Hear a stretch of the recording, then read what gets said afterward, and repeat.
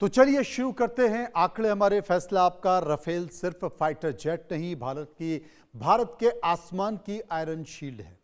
भारत में सियाचिन की बर्फ हो या थार की आग, राफेल हर मोर्चे पर बेधड़क दहाड़ता मारता है।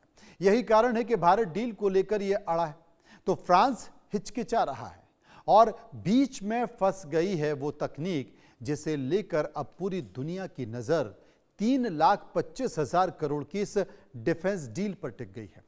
ICDS यानी कि इंटरफेस कंट्रोल डॉक्यूमेंट सर्विस, वो चाबी जिसके बिना राफेल भारत के लिए एक अधूरा माना जा रहा है।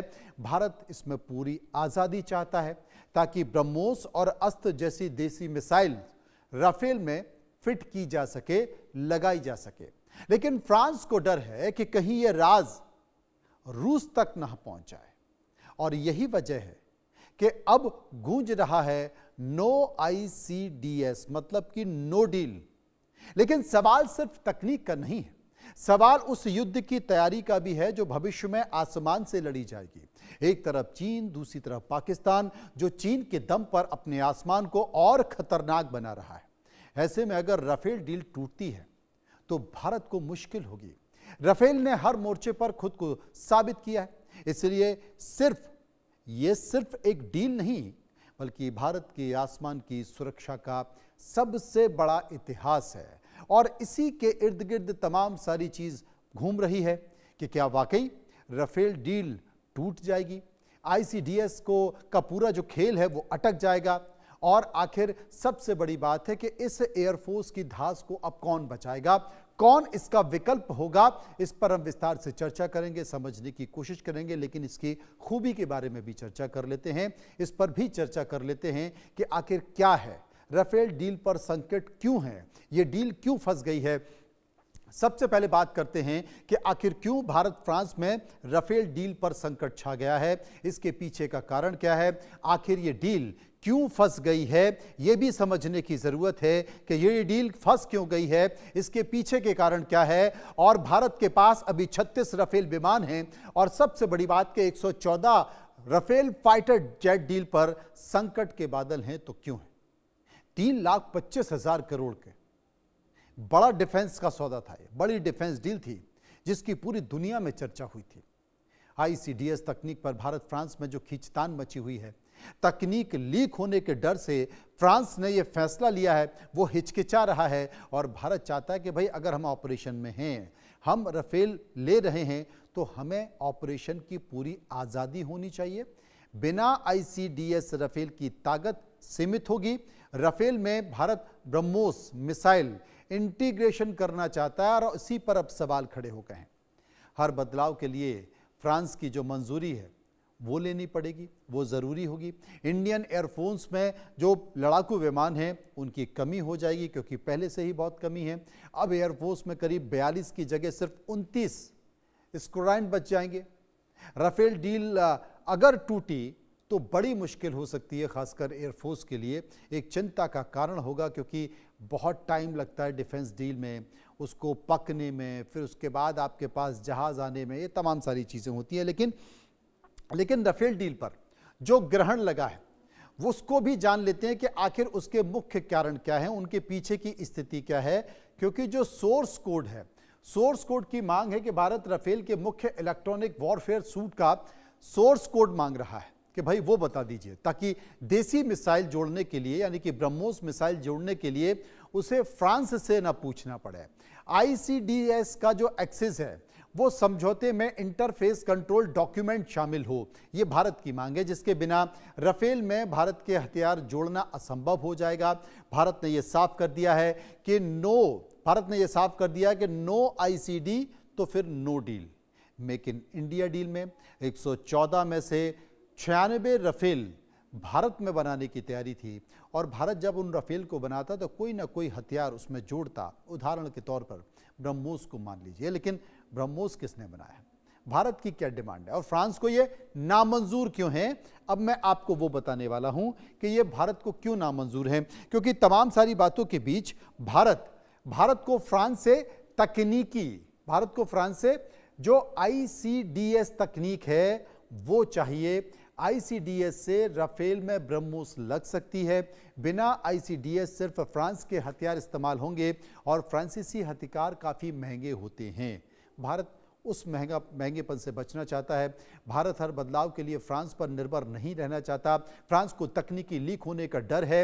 रूस तक ये जानकारी पहुंच सकती है और ब्रह्मोस मिसाइल भारत रूस की संयुक्त परियोजना थी और जब राफेल में ब्रह्मोस मिसाइल लगेगी तो शायद तकनीकी का खतरा, लीक होने का खतरा फ्रांस को है और रिश्तों में प्रतिस्पर्धा है और भारत फ्रांस को भरोसा दिलाने में जुटा हुआ है कि भाई ऐसा बिल्कुल भी नहीं होगा। लेकिन फिलहाल फ्रांस हिचकिचा रहा है। अब यह जान लेते हैं कि आखिर भारत को राफेल ही क्यों चाहिए, राफेल इतना अहम भारत के लिए क्यों है, यह समझने की जरूरत है। क्योंकि भारत को इस वक्त फाइटर जेट की जो सख्त जरूरत है, चीन और पाकिस्तान की वजह से भारत को दोहरा खतरा है।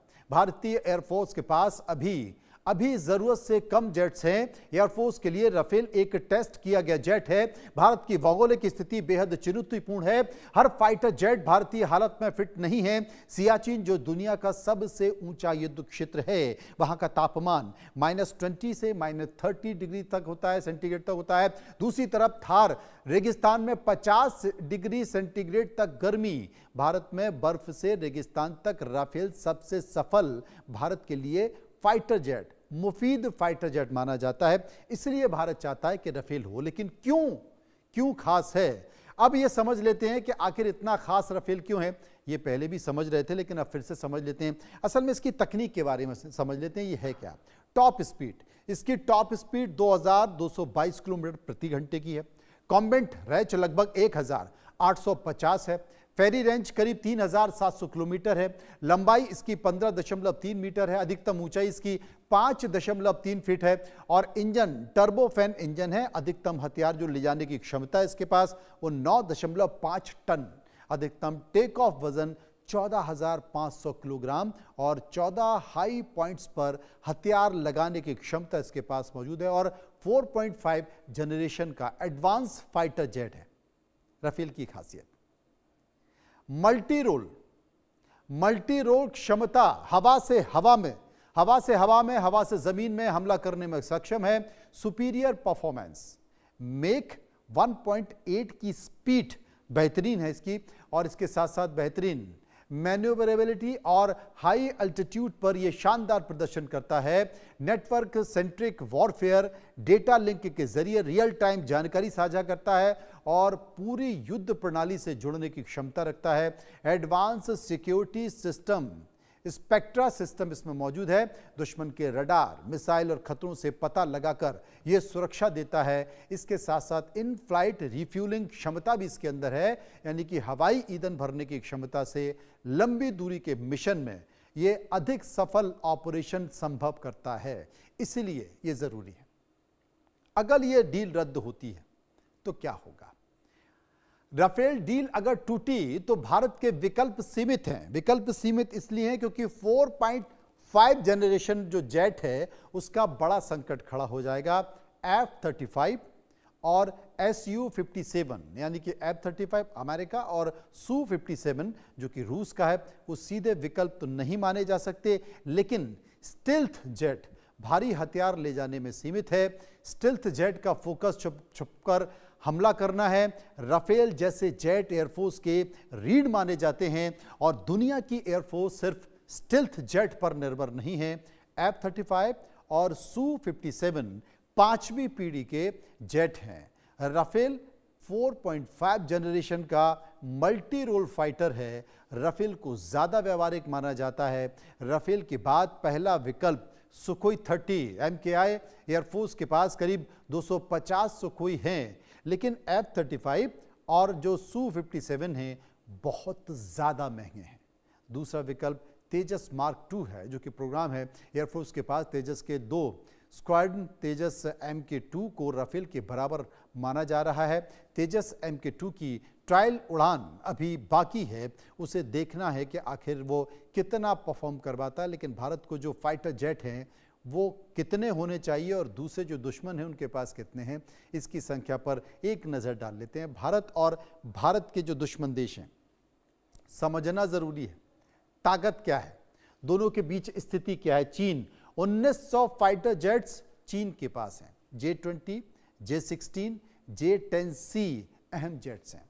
60-70 फाइटर जेट स्क्वाड्रन है। चीन के पास एशिया की सबसे बड़ी एयर पावर है और चीनी सेना 5वीं पीढ़ी के जेट्स से भी लैस है। भारत के पास 600 से 650 फाइटर जेट्स हैं। राफेल, सू 30 MKI, तेजस, मिराज 2000 अहम जेट्स हैं। करीब 29 फाइटर स्क्वाड्रन और 42 स्क्वाड्रन की मंजूरी क्षमता है, मल्टी रोड क्षमता, लेकिन स्क्वाड्रन की कमी है। भारत राफेल और तेजस से ताकत बढ़ाने में जुटा है।